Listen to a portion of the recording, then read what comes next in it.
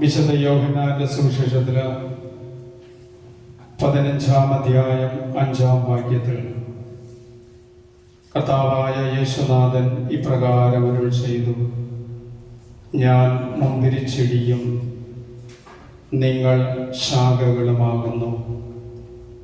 ആരെന്നിലും ഞാൻ അവനിലും വസിക്കുന്നുവോ അവൻ ധാരാളം ഫലം പുറപ്പെടുവിക്കും. നിങ്ങൾക്ക് എന്നെ കൂടാതെ ഒന്നും ചെയ്യുവാൻ കഴിയുകയില്ല. നമ്മുടെ ഈ ലോക ജീവിതത്തിൽ ജീവന്റെ നാഥനായ കർത്താവിനെ മാറ്റി നിർത്തിക്കൊണ്ട് നമുക്കൊരിക്കലും ഒരു ജീവിതം വിജയിപ്പിക്കുവാൻ സാധ്യമല്ല. 1 യോഹന്നാൻ 5:11-12 വാക്യങ്ങളിൽ ഇപ്രകാരം പറയുന്നു: ദൈവം നമുക്ക് നിത്യ ജീവനേകി. ഈ ജീവൻ അവിടുത്തെ പുത്രനിലാണ്. പുത്രനെ സ്വന്തമാക്കുന്നവൻ ജീവനെ സ്വന്തമാക്കിയിരിക്കുന്നു. പുത്രനെ സ്വന്തമാക്കാത്തവന് ജീവനില്ല.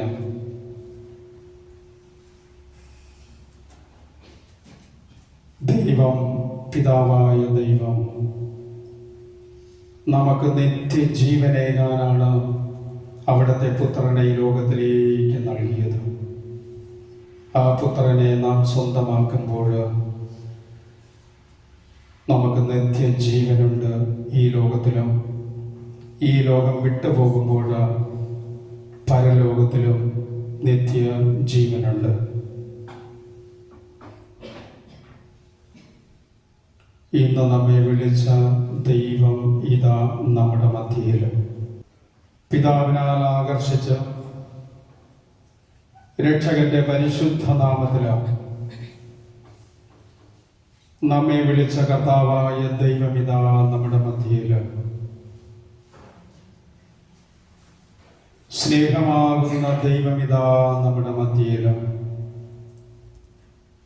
നമ്മെ എപ്പോഴും പരിപാലിക്കുന്ന രക്ഷകനായ യേശു ഇതാ നമ്മുടെ മധ്യയിൽ. നമ്മുടെ എല്ലാ ചിന്തകളെയും ഈ നിമിഷം വിശ്വാസത്തോടെ ബലിപീഠത്തിൽ സമർപ്പിക്കുക. നമ്മെ ആകുലതപ്പെടുത്തുന്ന എല്ലാ ചിന്തകളെയും, നമ്മെ അസ്വസ്ഥതപ്പെടുത്തി ഭയപ്പെടുത്തുന്ന ശാരീരികമായ എല്ലാ രോഗത്തെയും രോഗപീഠകളെയും വിശ്വാസത്തോടെ ഈ നിമിഷം പരിശുദ്ധ ബലിപീഠത്തിൽ സമർപ്പിക്കുക. നമ്മുടെ ജീവിതത്തിലുണ്ടായ എല്ലാ തകർച്ചകളെയും വേദനകളെയും എല്ലാ സങ്കടങ്ങളെയും നൊമ്പരങ്ങളെയും കർത്താവായ യേശുവിൻ്റെ പരിശുദ്ധ നാമത്തിൽ ഈ ബലിപീഠത്തിൽ സമർപ്പിക്കുക. നമ്മൾ എന്തിനു വേണ്ടി കരയുന്നുവോ, എന്തിനു വേണ്ടി കാത്തിരിക്കുന്നുവോ, എന്തിനു വേണ്ടി ദാഹിക്കുന്നുവോ, വിശ്വാസത്തോടെ ഈ ബലിപീഠത്തിൽ സമർപ്പിക്കുക. നമ്മുടെ എല്ലാ ആവശ്യങ്ങളും അറിയുന്ന ദൈവമാണ്. ഈ ആവശ്യങ്ങളെ നടത്തി തരാൻ ശക്തനായ ദൈവമാണ് നമ്മുടെ കർത്താവ്. വാഗ്ദാനങ്ങളിൽ വിശ്വസ്തനായ ദൈവം തൻ്റെ ആത്മാവിനെ ഈ നിമിഷം നമ്മളിലേക്ക് അയക്കും. സാത്താൻ നമ്മുടെ ജീവിതത്തിലെ കുടുംബത്തില് വിതച്ച എല്ലാ വിത്തുകളെയും നിർവീര്യമാക്കുന്ന ദൈവത്തിന്റെ ശക്തി ശ്ലീഹന്മാരിൽ നിറഞ്ഞ പോലെ ഈ നിമിഷം ഇറങ്ങി വരും. ക്രിസ്തുവിലുള്ള പുതിയ ജീവന്റെ ഉറവിടമായ പരിശുദ്ധാത്മാവ് സ്വർഗീയ അഭിഷേകമായി ഇറങ്ങി വരും. കുടുംബത്തെ ഓർത്ത് വേദനിക്കുന്നു, ജീവിത പങ്കാളിയെ ഓർത്ത് വേദന, മക്കളെ ഓർത്ത് വേദന, മാതാപിതാക്കള് സഹോദരങ്ങളെ ഓർത്തുള്ള വേദന, ഇതെല്ലാം ഈശോയ്ക്ക് കൊടുക്കുക. ജോലിയിലുണ്ടാകുന്ന ബുദ്ധിമുട്ടുകൾ, പ്രയാസങ്ങൾ, ഈ ജോലി ചെയ്യുന്ന വീട്ടിൽ നിന്ന് നമുക്ക് കിട്ടുന്ന നിന്ദനകളും പരിഹാസങ്ങളും ഞെരുക്കങ്ങളെയും സമർപ്പിക്കുക. വിസ കിട്ടാതെ കാത്തിരുന്ന് വേദനിക്കുന്ന എല്ലാ മക്കളുടെയും നൊമ്പരങ്ങളെ ഈ നിമിഷം സമർപ്പിക്കാം. ജോലിയില്ലാതെ വേദനിക്കുന്ന, സാമ്പത്തിക ഞെരുക്കങ്ങളാലും മുമ്പോട്ട് പോകുന്ന എല്ലാവരെയും സമർപ്പിക്കാം. ഈ ലോക സുഖമോഹങ്ങളിലേക്ക് ഇറങ്ങിച്ചെല്ലുന്ന നമ്മുടെ താല്പര്യങ്ങളെ ഈശ്വരേക്ക് സമർപ്പിക്കുക.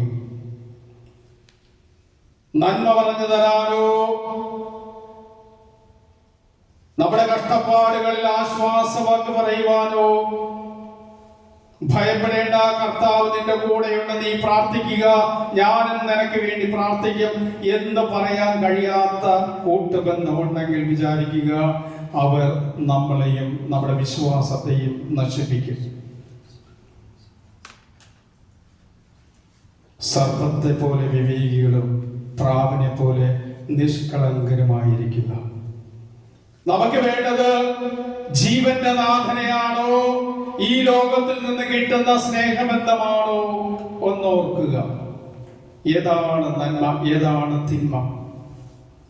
നമ്മെ ദൈവത്തിലേക്ക് അടുപ്പിക്കുന്ന, ആ ദൈവസ്നേഹത്തിലേക്ക് അടുപ്പിക്കുന്ന ആത്മീയ ഗുരുക്കന്മാരെ പോലുള്ള കൂട്ടാണോ നമുക്ക് ആവശ്യം?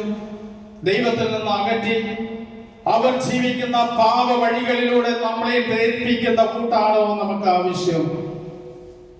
ആലോചിക്കുക, തീരുമാനിക്കുക. അങ്ങനെ ഏതെങ്കിലും ഒരു സാഹചര്യം ഇപ്പോൾ നമ്മുടെ ജീവിതത്തിലുണ്ടെങ്കിൽ ഈ നിമിഷം പരിശുദ്ധ ബലിപീഠത്തിൽ സമർപ്പിക്കുക.